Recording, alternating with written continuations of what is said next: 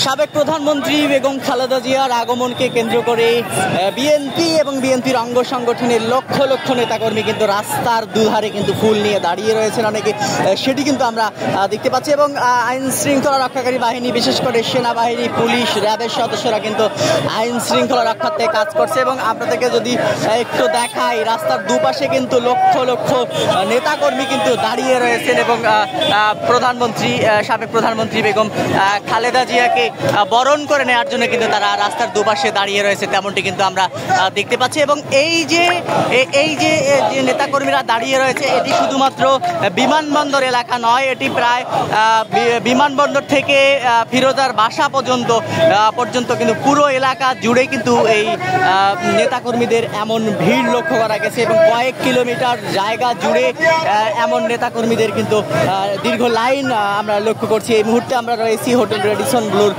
সামনে। দেখতে পাচ্ছেন যে বিভিন্ন জায়গা থেকে, দেশের বিভিন্ন জায়গা থেকে নেতাকর্মীরা কিন্তু তারা এসেছেন এবং সাবেক প্রধানমন্ত্রী বেগম খালেদা জিয়াকে বরণ করে নেওয়ার জন্য চিকিৎসা শেষে সুস্থ হয়ে দেশে ফিরেছেন তিনি।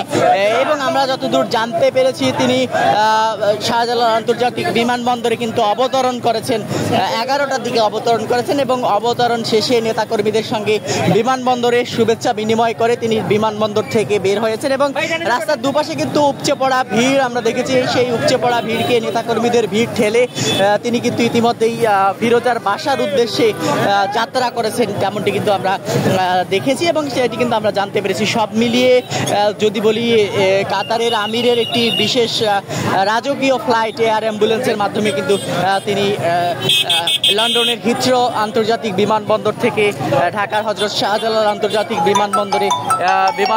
বিমানবন্দরে এসেছেন, তেমনটি কিন্তু আমরা দেখতে পেয়েছি।